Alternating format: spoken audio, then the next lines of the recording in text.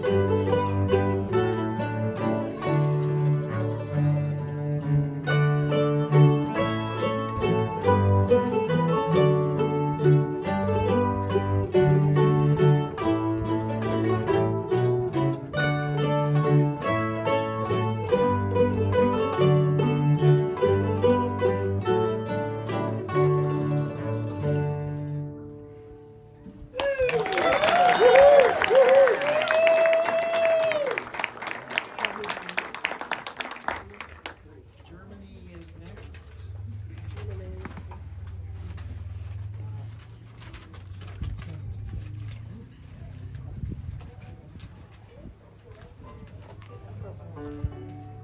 Ready? 2 to begin. 1 and 2 and 1 and 2.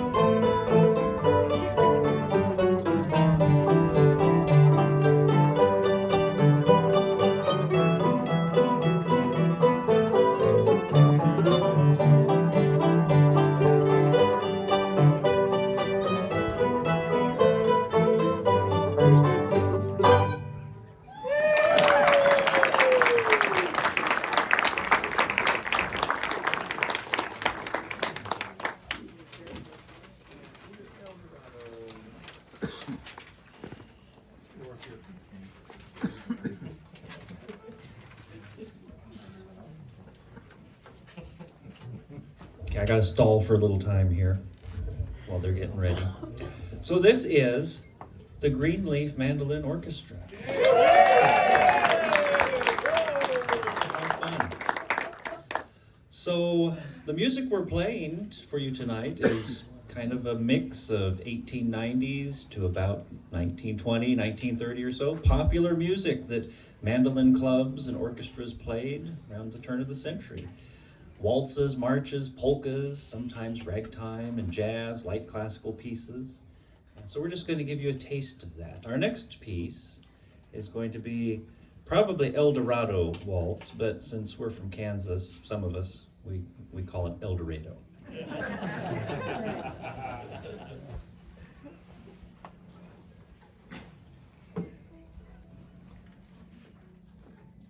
Two measures speed. 1, 2, 3. 1, 2, 3.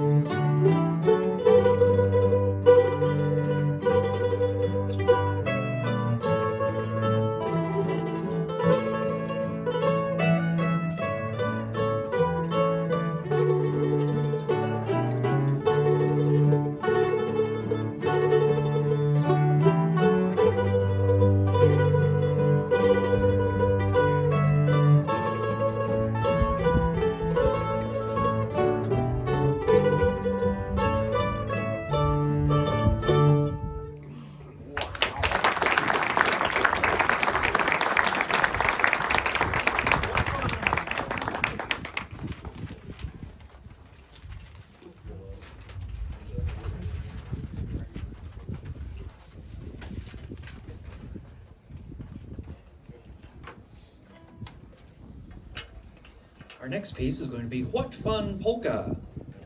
And it's mostly fun. It had some challenges. Invite them to dance. Yeah, you can dance. We won't stop you. I might mention a little bit, because we got lots of time to kill. So I'm going to mention a little bit about our instrumentations. I'm going to assume that not everybody knows about mandolin clubs and banjo clubs, but what you see here is kind of a typical arrangement for modern day banjo clubs, mandolin clubs. You have first and second mandolinists. You have guitars. If you're lucky, you have a cellist. Yeah. And then there's Dave. Doing good. Dave's on the octave mandolin. Well, it's on me, actually. Traditionally, in mandolin clubs and orchestras, you'd have the mandolins, you'd have the mandola, which is the viola equivalent. You'd have the mandocello, which is the cello equivalent. You'd have the mando bass, and unfortunately, we couldn't get those people here today. But hopefully, someday, they will join our ranks. But you could see all kinds of instrumentation in banjo mandolin clubs. You could see violins. And I don't tell too many people this, but you could see ukuleles too. I don't want to encourage that. You could have upright bass, you could have xylophone, piano. There's just really no end to the instrumentation that could be in your orchestra. There are 2 ukuleles in the silent auction. As I said.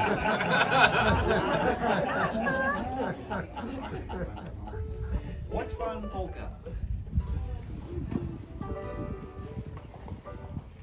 Two to begin. 1 and 2 and 1 and 2.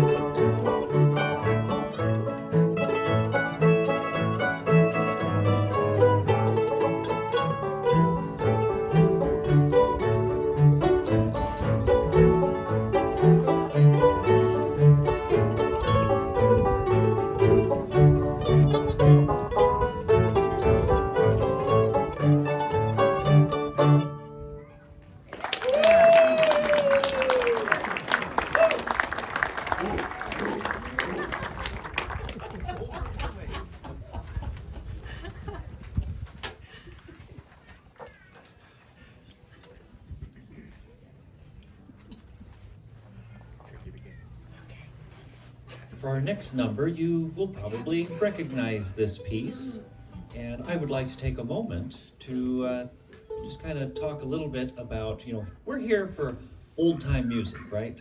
That's our primary purpose. We love old-time music. And we may not ever consider this being a part of old-time music traditions. But if you go back and you listen to a lot of the early recordings of guitar players, this is the style of guitar that they're playing. They're playing this Spanish guitar style, or the old finger style picking, with not just the 1, 4, and 5 chords, but sometimes these weird diminished chords and augmented chords and stuff that we don't always play in old time music. So I really think that if you want to expand your understanding of old time music, you should really explore this genre. Whether you want to play old time guitar or old time mandolin, there's a lot of cool things you can learn from this old music. Like for me, I learned a new A7 chord that I wished I had learned when I started. And anyway, so some of this, this is popular influence at the turn of the century. This was everywhere. Every town had a mandolin club. Every college had a mandolin club. I mean, you just couldn't get away from it. And sometimes these traditions cross over, like this next tune we're going to play is well known amongst the old-time fiddlers, Over the Waves.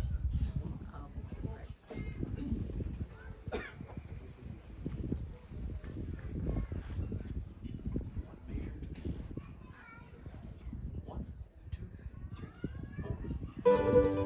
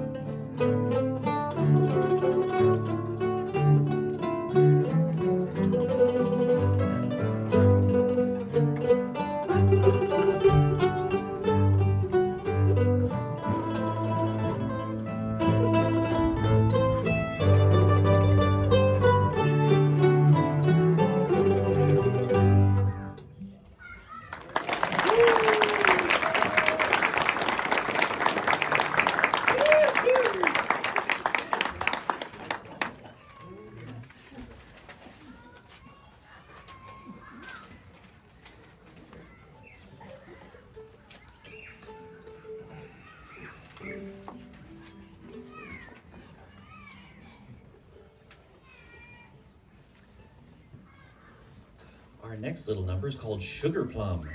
This is a fun little earworm that gets stuck in your head. It was made popular by Samuel Sigel, who in his time, right around the turn of the century, was the nation's leading mandolinist. He recorded quite a bit and performed. And the interesting thing about Sam Sigel is he was self-taught on the mandolin. He learned completely on his own, and everybody thought he was the greatest, and they would go to him to be instructed and learn how to play mandolin. So you can look up recordings of him playing. It's great stuff. Kansas, I'm sorry, I'm a Kansas history nerd. I go around and talk about Kansas music history and everything. So Kansas has a Samuel Sigel connection. There was a fella by the name of Myron near Wichita, a little bit south and east of Wichita, that went to Pennsylvania and studied under Samuel Sigel for a little time, playing mandolin. In 1905, he returned to Kansas and started his own music school in Wichita. I think he called it the Metropolitan School of Music. And he tried one in Oklahoma City too, but I don't think it lasted very long. But the cool thing is, also in 1905, Sam Sigel comes to Topeka, Kansas, and performs mandolin, and there's other sideshow stuff going on too. But I can't help but to wonder if Myron maybe had a hand in bringing him to Kansas. So anyway, we're going to play Sugar Plum, and I hope you enjoy it.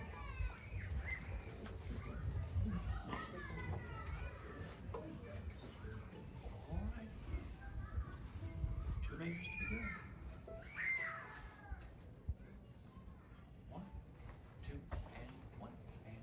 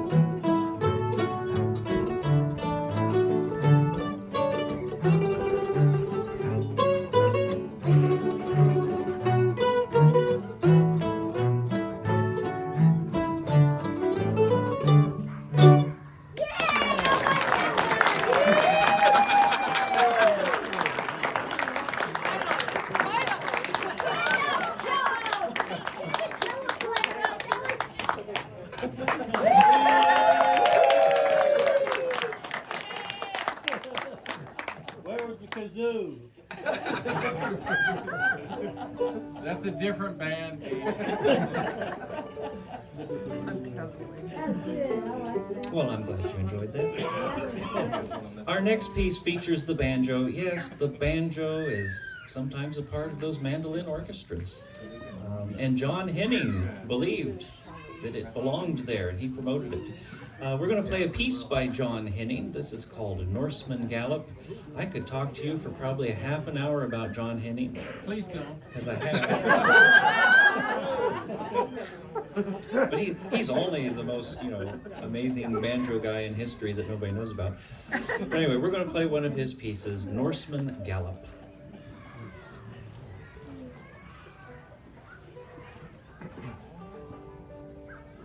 To it begin. 1 and 2 and 1 and 2.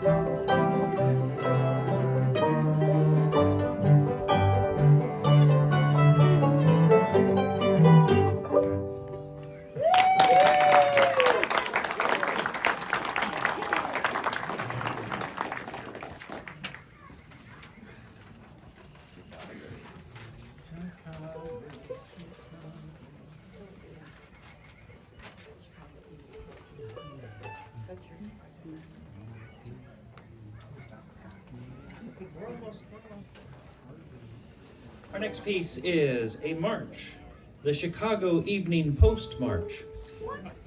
Yeah, back in the day, every newspaper had a march. And I just recently learned that the Kansas City Star had a march. And the Kansas City Mandolin Orchestra plays it. But we don't have that music yet. So we're going to play the Chicago Evening Post.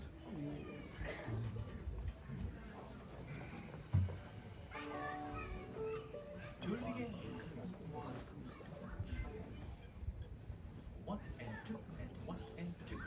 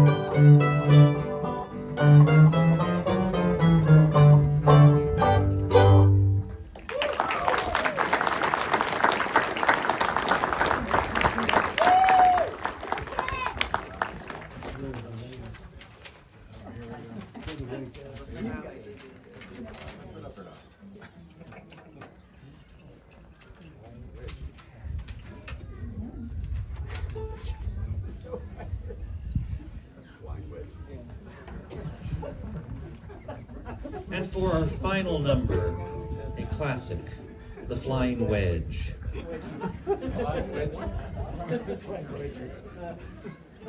Someone in the front row.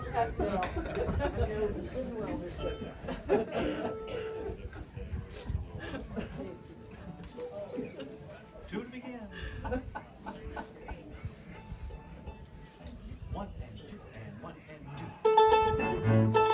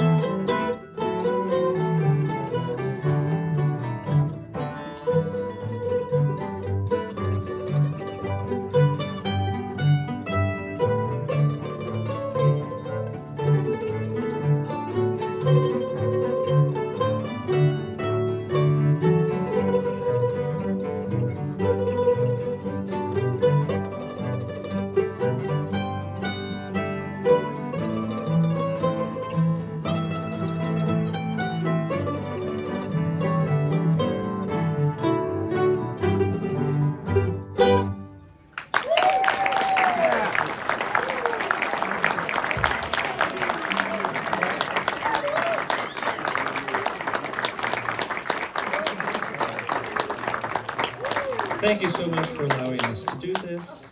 And, you know, we're open to more musicians, so, you know, get in touch if you want to join, because this is a lot of fun. Now we're gonna turn it over to the professionals. Yeah,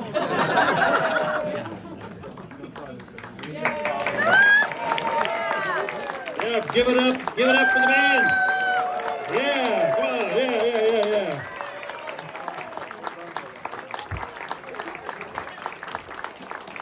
I mean, these folks had not sat together before this week.